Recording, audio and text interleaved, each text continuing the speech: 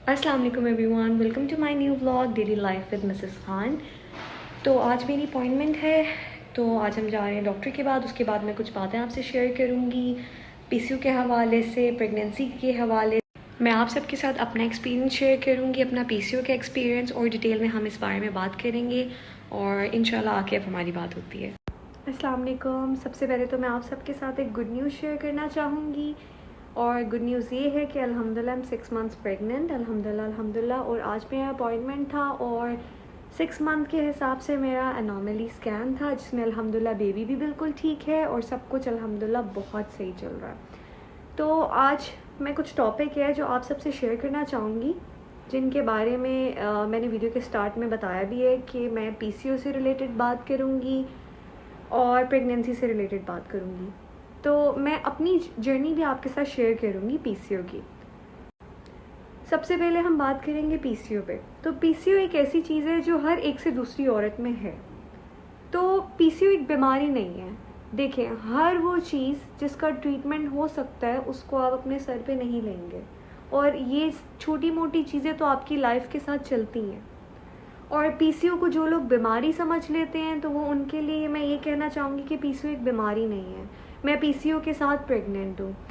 मेरी शादी हुई थी अगस्त में और नवंबर में मैं प्रेग्नेंट थी, लेकिन मेरा मिसकैरेज हो गया। तब तक मुझे इस चीज़ का बिल्कुल आइडिया नहीं था कि मुझे पीसीओ डायग्नोज होगा या कुछ भी इस तरह का होगा।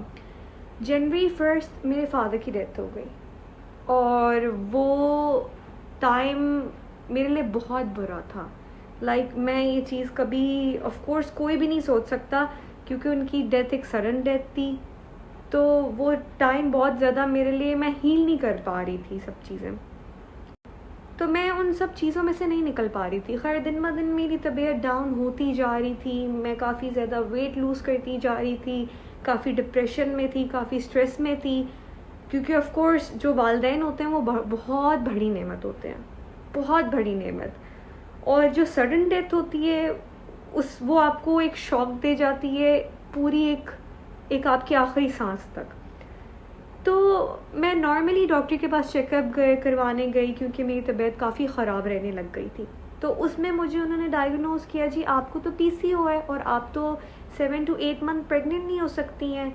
और ये चीज़ मेरे लिए और तकलीफ़ में हो गई कि मुझे बेबी के लिए और टाइम इंतज़ार करना पड़ेगा। ऑलमोस्ट मेरी शादी को 6 to 7 मंथ हो चुके थे। बेसिकली पाकिस्तान में एक चीज़ बहुत बुरी है कि अगर किसी के घर बेबी नहीं हो रहा तो लोग बार बार पूछेंगे। देखें, जो औलाद होती है वो जो टाइम मुकर्रर है तभी होगी। आप जितनी मर्ज़ी कोशिश कर लें, आप जितनी मर्ज़ी इलाज करवा लें, कुछ भी कर लें, जो एक वो मुकर्रर अल्लाह ताला ने औलाद का किया हुआ, तभी आपको वो औलाद से नवाजेगा। उससे पहले अब वो आपको नहीं नवाजेगा। आप कुछ भी कर लें, लेकिन जब जिस चीज़ का वक्त होता है तब वो चीज़ हो जाती है। एक इस बात पे अपना यकीन रखें, बिल्कुल भी इस चीज़ को दिल पे मत लें कि मेरी शादी को इतना टाइम हो गया है तो वो ये बात कर रहे हैं, हमारा ख़ानदान ये बात कर रहा है कि प्रेगनेंसी क्यों नहीं हो रही। नहीं, इस तरह मत सोचें।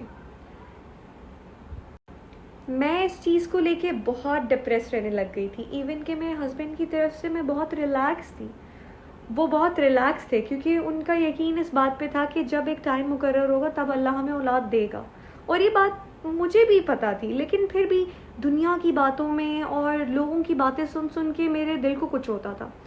खैर, एक दिन पीसीओ टेस्ट आया, एक दिन टेस्ट मेरा आया जिसमें पता चला मुझे पीसीओ, और मेरी डॉक्टर ने बोला आप तो 8 मंथ प्रेग्नेंट नहीं हो सकती।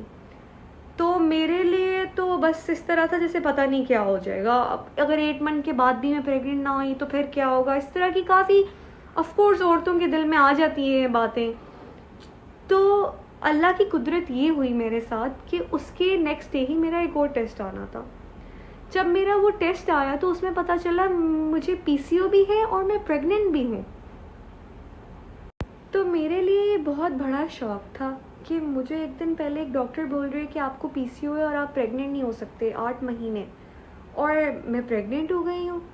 तो अंदर से खुशी भी थी और बाहर से समझ भी नहीं आ रहा था कि ये सच है कि नहीं। खैर, मैंने टेस्ट वगैरह करवाए, मेरी प्रेगनेंसी पॉजिटिव आ गई।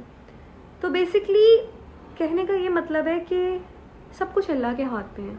डॉक्टर सिर्फ हमारा वसीला है, देने वाला वो ऊपर बैठा हुआ है। आप दुनिया की किसी भी ताकत से मांग लें, आपको सिर्फ खुदा की ज़ात के अलावा किसी ने नहीं देना। और आप पीसीओ को लेके तो बिल्कुल परेशान ना होएं, क्योंकि पीसीओ कोई बड़ी बीमारी नहीं है और हर चीज़ का इलाज है। और कभी कभी ऐसा होता है कि जैसे मैं थायराइड पेशेंट हूँ, कुछ लोगों को थायराइड की वजह से प्रेगनेंसी नहीं हो रही होती, कुछ लोगों के विटामिन की वजह से प्रेगनेंसी नहीं हो रही होती। इसमें कोई बड़ी बात नहीं है। लोग चेकअप करवाने से डरते हैं, कोई बड़ी बात ना निकल आए, या फिर पता नहीं चेकअप करवाएंगे तो क्या हो जाएगा। नहीं, कुछ भी नहीं होता। आपको अपना चेकअप ज़रूर करवाना चाहिए। चेकअप का ये मतलब नहीं होता कि डॉक्टर आपको जाते ही बोल देगा भाई आप प्रेग्नेंट नहीं हो सकते। नहीं, ऐसा कुछ भी नहीं होता है।